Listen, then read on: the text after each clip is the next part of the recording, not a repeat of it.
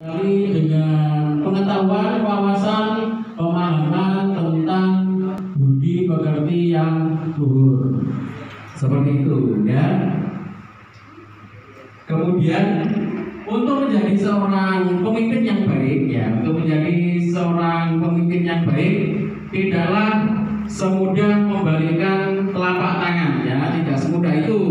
Menjadi pemimpin yang baik itu tidak hanya cukup berdasar atau bermodal hanya pada kecerdasan intelektual saja ya, tidak cukup seorang pemimpin yang baik itu hanya bermodal kecerdasan intelektual, akan tetapi juga harus diimbangi dengan kecerdasan spiritual. Jadi harus diimbangi dengan kecerdasan spiritual. Karena keberhasilan suatu bangsa negara itu nanti tergantung bagaimana pemimpinnya. Kalau pemimpinnya tidak baik, maka bisa dipastikan negara atau bangsa tersebut ya lambat laun akan rusak. Seperti itu. Oleh karena itu inilah pentingnya budi pekerti luhur itu kalian miliki ya sebagai calon pemimpin bangsa di masa yang akan datang ya, baik kaitannya itu dalam kehidupan berorganisasi ya, kehidupan bermasyarakat, kehidupan berbangsa dan bernegara.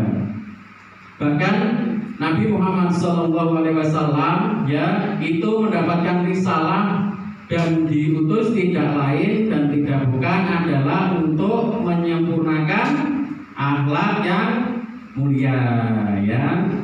Itu sering kita dengar innama buitu liutamima makarimal akhlak ya. Sesungguhnya aku diutus ya hanya untuk menyempurnakan akhlak yang mulia, seperti itu ya. Namun dalam konteks saat ini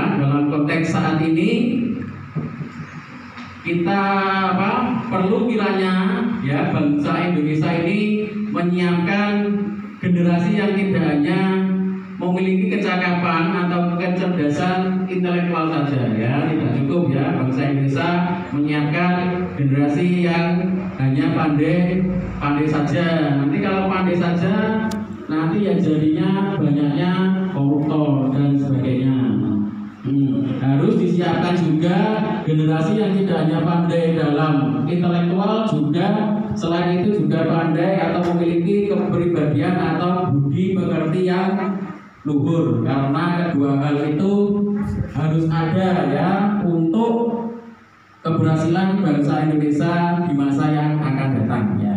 Namun ironisnya saat ini ya, realitas saat ini Indonesia ini masih dihadapkan ya atau masih bergelut dengan maraknya yang namanya dekadensi moral atau kemerosotan moral yang semakin mengkhawatirkan ya, dimana menghormati, mengasihi, tolong-menolong, kejujuran, kebenaran, toleransi ini sudah semakin menipis ya atau terkikis dan tertutupi oleh kebohongan, penipuan, adu domba, kekerasan dan perbuatan negatif yang lainnya seperti itu.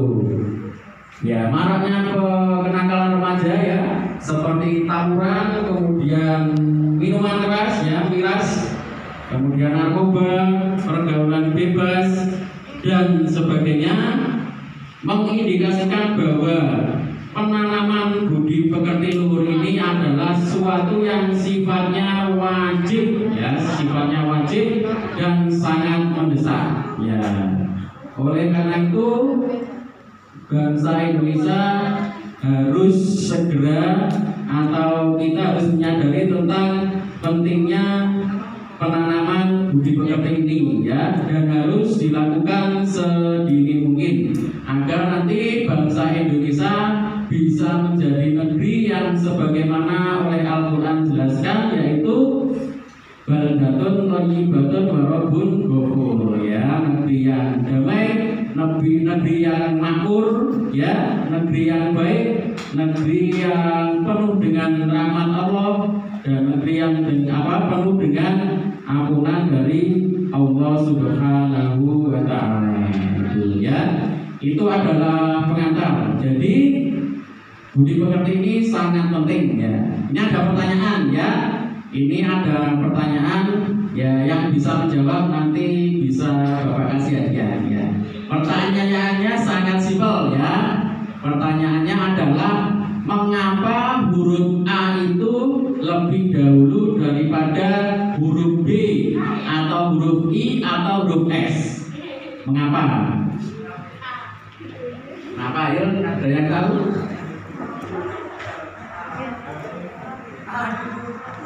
Yang tahu katakan ya, mengapa huruf A lebih dulu daripada huruf E, huruf B? Karena aja ya? Bukan ya. Mengapa huruf A lebih dahulu daripada huruf B? Itu alasannya karena attitude atau attitude itu lebih dahulu daripada brain ya, brain. Jadi budi pekerti atau akhlak itu lebih dahulu daripada otak ya, ataupun intelektual ataupun skill ya. Jadi akhlak itu lebih utama daripada otak ya, seperti itu. Bahkan Hujatul Islam Imam Al-Ghazali ya pernah menyatakan bahwa puncak dari ilmu itu adalah akhlak yang mulia, seperti itu ya. Jadi inilah penting ya, bagaimana kalian bisa memiliki budi pekerti yang luhur. Kalau pintar saja ya, iblis lebih pintar daripada manusia ya. Oleh karena itu akhlak ini penting ya. Banyak orang pintar tapi tidak disukai banyak orang. Contohnya apa? Contohnya yaitu koruptor ya. Koruptor itu orangnya pintar sekali ya, tapi banyak tidak disukai oleh banyak orang. Ada yang tidak pintar ya, tidak pintar, kemudian tidak terkenal, akan tetapi disukai banyak orang, yaitu adalah orang yang akhlaknya baik ya, orang yang memiliki budi pekerti yang baik atau orang yang memiliki akhlak mulia ya. Walaupun tidak pintar, tidak pandai tetapi banyak disenangi orang. Itulah bedanya orang yang pintar dengan orang yang berakhlak ya. Akhlak saja tidak cukup, namun juga harus diimbangi dengan budi pekerti yang luhur ya. Itu hanya pengantar ya. Sekarang kita masuk ke materi yang utama, yaitu tentang budi pekerti yang luhur ya. Ini tadi belum sempat buat saya, jadi Bapak kirimkan Bapak bagikan materi tentang itu ya. Di sini yang pertama yaitu tentang pengertian ya, dalam Kamus Bahasa Indonesia ya. Budi pekerti diartikan sebagai tingkah laku, perangai, akhlak, watak ya. Budi pekerti ini dalam bahasa Arab disebut dengan akhlak. Kemudian dalam bahasa Latin ini disebut dengan istilah etika ya. Dalam bahasa Inggris ini disebut dengan etik ya. Jadi ini macam-macam ya, dari macam-macam bahasa ya. Namun dalam bahasa Jawa budi pekerti ini sering disebut dengan budi pakerti. Maksudnya apa? Budi di sini adalah pikir ya. Kemudian pakerti adalah perbuatan ya. Dua kata ini mengandung makna. Budi pekerti sebagai perbuatan yang dibimbing oleh pikiran atau perbuatan yang dikendalikan oleh pikiran, seperti itu. Jadi tindakan atau perilaku tersebut secara sadar dibimbing oleh pikiran. Di sini juga ada pengertian lain dari budi dan pekerti. Budi bisa juga kesadaran, pekerti ini kelakuan, aktualisasi perilaku dan sebagainya. Singkatnya, budi pekerti itu adalah kesadaran dari sebuah perbuatan. Jadi kalian melakukan sebuah perbuatan dengan kesadaran, maka itu disebut dengan budi pekerti ya. Budi itu tidak tampak ya, bukan budi yang ada di kelas ya. Budi itu tidak tampak, Budi itu letaknya di batin ya, di dalam batin ya. Budi tidak bisa tampak sebelum diwujudkan dalam bentuk pekerti atau perbuatan. Jadi budi itu yang ada di dalam batin, sedangkan pekerti itu perbuatannya. Jadi keduanya tidak bisa dipisahkan satu dengan yang lainnya. Selanjutnya terkait dengan ruang lingkup budi pekerti ya, ini kurang lebih ada 5, bisa kalian lihat. Yang pertama yaitu budi pekerti terhadap Tuhan yang Maha Esa. Ini kalau dalam Islam ada yang namanya hablum minal, ya hablum minallah. Ya, ini katanya hubungan dengan Allah atau hubungan dengan Tuhan yang Maha Esa. Yang kedua yaitu budi pekerti terhadap diri sendiri. Ya, ini juga ada, diri sendiri juga ada budi pekertinya. Kemudian budi pekerti terhadap keluarga. Ya, ini juga kaitannya dengan sesama manusia ya. Kalau dalam Islam ada hablum minanas ya, hubungan antar sesama manusia. Kalau di sini yang 5 ini ada sesama manusia, ini kebangsaan, kaitannya dengan kebangsaan. Dan yang terakhir yaitu budi pekerti terhadap lingkungan ya. Kalau dalam Islam ada yang namanya hablum minal alam ya, sebab berorganisasi, bermasyarakat, berbangsa dan bernegara ya. Di sini kurang lebih ada 20 nilai budi pekerti luhur ya. Ini masih banyak sebenarnya, cuma ini Bapak ambilkan 20 saja. Yang pertama nilainya yaitu beriman. Ini kaitannya dengan keyakinan kita terhadap Tuhan yang Maha Esa. Yang kedua yaitu bertakwa. Bertakwa ini kaitannya dengan ketaatan kita dalam beribadah ya. Takwa artinya yaitu menjalani perintah Allah, menjauhi larangannya ya, seperti itu. Kaitannya dengan ketaatan dalam beribadah. Kemudian disiplin ya, disiplin ini penting ya, penting kalian terapkan ya dalam kehidupan di sekolah maupun kehidupan bermasyarakat ya. Disiplin ini bisa disiplin dalam hal waktu ya, menghargai waktu, memanfaatkan waktu sebaik-baiknya. Kemudian berdisiplin dalam perilaku ya, disiplin dalam perilaku, dalam berpakaian dan sebagainya ya. Itu kalian harus kalian terapkan dalam kehidupan sehari-hari, baik di sekolah maupun di rumah. Yang keempat yaitu jujur ya. Orang jujur apa dia? Orang jujur disayang Allah. Orang jujur ajur atau mujur? Orang jujur itu mujur ya. Orang jujur adalah mujur ya. Jujur ini kaitannya adalah sesuai antara hati, pikiran, perkataan dan perbuatan. Jadi jujur itu harus sesuai ya, antara apa yang ada di dalam hati dan apa yang dilakukan, apa yang dipikirkan harus sesuai.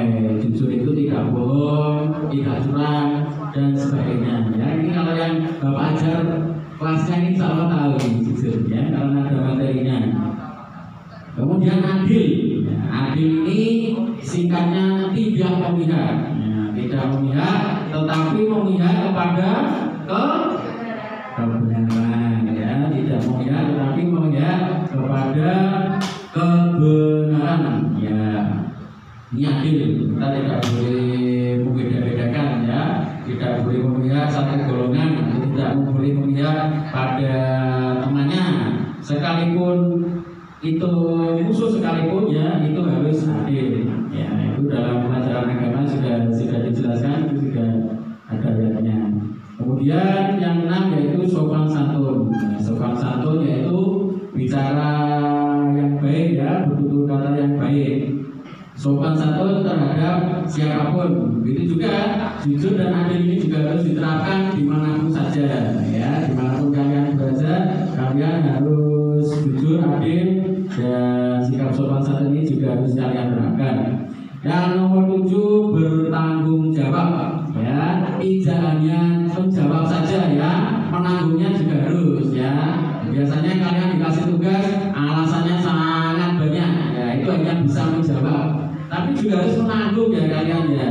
Jadi bertanggung jawab tidak hanya menanggung saja, tidak hanya menjawab saja, tapi harus kedua-duanya. ya. Jadi kalau ada tugas tidak perlu alasan yang banyak ya. Kalau ada tugas ya dikerjakan, diselesaikan itu.